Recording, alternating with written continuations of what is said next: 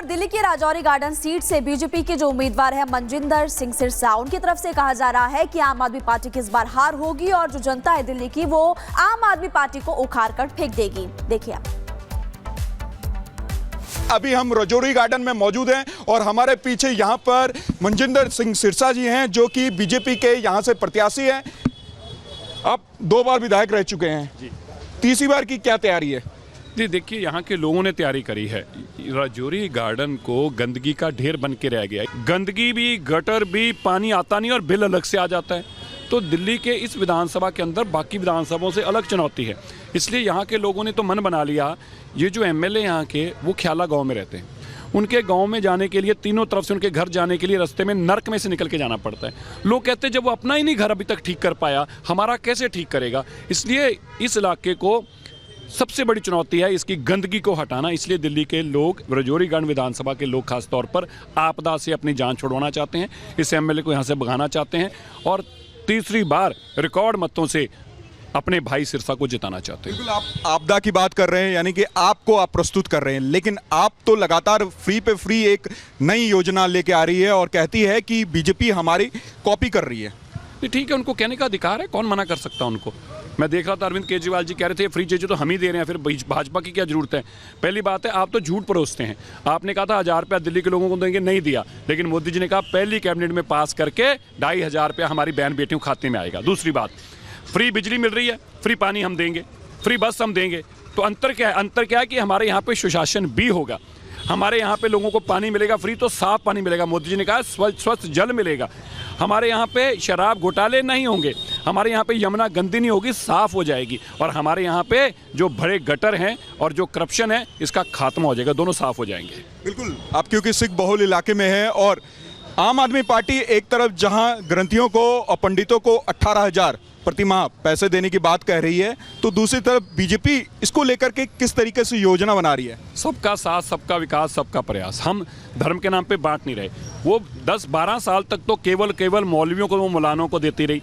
जब सरकार चले गई, अब कहती है हम आएंगे तो सिखों को और मंदिर के पुजारियों को देंगे। तो भैया 12 साल तक उन मौलानों को क्यों दे रहे थे फिर आप? एक बैनर पोस्टर बहुत दिल्ली में देखा जहां क्वेश्चन मार्क था, अरविंद केजरीवाल की एक तस्वीर थी और उसके बाद एक क्वेश्चन मार्क था। आपने भी देखा होगा। जी देखा। वो अरविंद केजरीवाल ठीक ही तो कह रहे हैं ना, गाली गलौज पार्टी है उनकी पार्टी, और उनके पास सीएम का चेहरा ही नहीं है। अरविंद केजरीवाल देखिए आज इस दिल्ली के अंदर कितनी बदकिस्मती आम आदमी पार्टी के लिए। 12 साल राज करने के बाद अरविंद केजरीवाल जी के पास एक मुख्यमंत्री का चेहरा नहीं है। अतिशी वो कह रहे हैं बन नहीं सकती दोबारा, कह रहे हैं टेम्परेरी है। खुद वो बन नहीं सकते क्योंकि सुप्रीम कोर्ट ने उनके बनने पे रोक लगाई है, इसीलिए उन्होंने रिजाइन किया। अगर खुद रह सकते तो रहते ही। तो फिर बताएं अरविंद केजरीवाल जी, आपका मुख्यमंत्री का चेहरा कौन है? नहीं, लेकिन वो तो कह रहे हैं कि मुख्यमंत्री के चेहरे वो खुद हैं। अगर दिल्ली की जनता विश्वास करेगी तो उनको फिर से जिताएगी। तो इसीलिए तो मैं बता रहे हैं ना कि वो आरोप ये लगा रहे हैं बीजेपी ने तय नहीं किया, इसलिए क्वेश्चन मार्क डाल रहे हैं। मैं ये बता रहा हूँ वो खुद ही नहीं बन सकते ना। अगर वो मुख्यमंत्री का चेहरा है तो हटे क्यों? उन्होंने रिजाइन क्यों दिया? वो इसीलिए तो हटे क्योंकि सुप्रीम कोर्ट ने कहा आपने शराब घोटाला किया, फाइलें साइन नहीं कर सकते। आपने शराब घोटाला किया, आप सीएम दफ्तर में नहीं जा सकते। जब आप सीएम दफ्तर में जा ही नहीं सकते, फाइल साइन नहीं कर सकते, तो आप ओथ कैसे ले सकते हैं? जब आप ओथ नहीं ले सकते तो सीएम का चेहरा कौन है? क्या अमनतुल्ला खान है सीएम का चेहरा? बताइए अरविंद जी। दिल्ली में एक मुद्दा सबसे ज्यादा गरमाया हुआ इस बार, इलेक्शन कमीशन भी इस बीच उनको सुलझाने में लगा हुआ है, वो है फर्जी वोटर का। हाँ, लगातार ही एक तरफ जहां आम आदमी पार्टी आरोप ये लगा रही है कि जो बीजेपी के नेता हैं वो फर्जी वोटर अपने ही एड्रेस पे बना रहे हैं, और दूसरी तरफ आपके द्वारा आरोप लगाया जा रहा है कि खुद आम आदमी पार्टी बाहर से लोगों को ला करके यहाँ पे वोट तैयार करने का काम कर रही है। मेरे इलाके में 10-12 हज़ार वोट बनी है, सारी मुस्लिम वोट बनी है, और कोई आदमी 50 साल का, कोई 55 साल का। ये कहाँ से आए हैं? ये रोहिंग्या नहीं है, अगर बांग्लादेशी इन्फ्लिट्रेटर्स नहीं हैं तो फिर कौन है? और इनके ऊपर विश्वास क्यों है अरविंद केजरीवाल जी को? अरविंद केजरीवाल जी को अपने दिल्ली के वोटरों पर विश्वास क्यों नहीं है? ये बहुत बड़ा सवाल।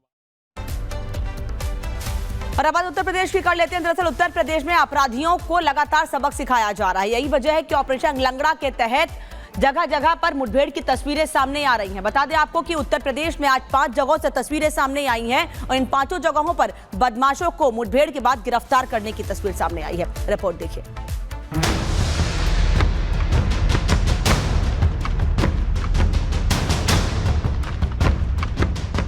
सीएम योगी आदित्यनाथ ने उत्तर प्रदेश में अपराध के खिलाफ जो अभियान छेड़ा है उसे बाबा की फोर्स बखूबी अंजाम दे रही है। योगी की पुलिस हर दिन बदमाशों पर कहर बनकर टूट रही है। एक एक बदमाश को सबक सिखाया जा रहा है। इन 5 तस्वीरों को देखिए, जो ये बताने के लिए काफी है कि उत्तर प्रदेश में कानून व्यवस्था के साथ खिलवाड़ करने वालों का क्या हश्र होता है।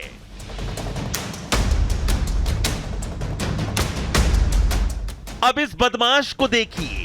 लंगड़ा कर चल रहे इस बदमाश को गाजियाबाद पुलिस ने मुठभेड़ में धर दबोचा है। आरोप गो तस्करी का है। ट्रांस हिंडन जोन में पुलिस और स्वाट टीम ने जब घेराबंदी की तो बदमाश फायरिंग करने लगे। जवाबी फायरिंग में तीनों बदमाशों के पैर में गोली लगी और पुलिस ने इन्हें गिरफ्तार कर लिया। पुलिस टीम के द्वारा जब इनको रोकने टोकने का प्रयास किया तो बदमाशों के द्वारा सीधा पुलिस टीम पर जान से मारने की नीयत से फायर कर दिया गया। पुलिस के द्वारा आत्मरक्षार्थ जवाबी फायरिंग की गई। इसमें एक बदमाश घायल हो गया, 2 अन्य मौके से भागने में सफल रहे। पुलिस टीम के द्वारा इनका पीछा किया गया और इनको घेरकर पकड़ लिया गया। जौनपुर में भी पुलिस ने ऑपरेशन लंगड़ा को बखूबी अंजाम दिया। यहां भी पुलिस और स्वाट टीम ने उन तस्करों को सबक सिखाया है जो गोकशी कर मांस बेचा करते थे। मुठभेड़ में 2 इनामिया गौ तस्कर शिकंजे में आए हैं। इनके पास से एक ट्रक में 20 गोवंश मिले, जिसमें 11 जिंदा हैं। इन गो तस्करों के कब्जे से 2 तमंचों के साथ 4 खोखा कारतूस और एक ट्रक भी जब्त किया गया है। पुलिस को देखते ही दोनों बदमाश निकल करके भागने लगे और पुलिस पर फायरिंग किया। जवाबी कार्रवाई में पुलिस के द्वारा भी फायरिंग की गई, जिसमें कि बदमाशों के पैर में गोली लगी है। ये भी अंतरजनपदीय बदमाश हैं। इन पर 7 मुकदमे हैं गो तस्करी के। बदमाशों पर सुसंगत धाराओं में मुकदमा दर्ज किया जा रहा है एवं अग्रिम विधिक कार्रवाई की जा रही है। यूपी में अपराधियों की कमर तोड़ने के लिए योगी की पुलिस हर जगह एक्शन में है। महाराजगंज से ऐसी ही तस्वीर सामने आई है।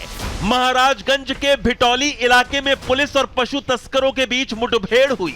एक तस्कर को गोली लगी, जबकि दूसरे को पुलिस ने मौके पर ही दबोच लिया।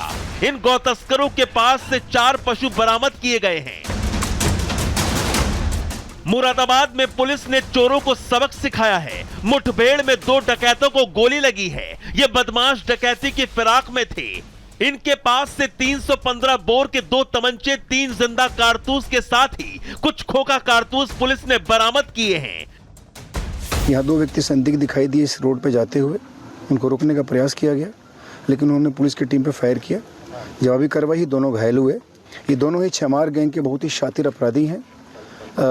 लोलो के ऊपर लगभग 6 मुकदमे हैं डकैती लूट के, और जो दिलनशी है इसके ऊपर 5 डकैती के मुकदमे हैं। इसमें अग्रिम वैधानिक कार्रवाई की जा रही है।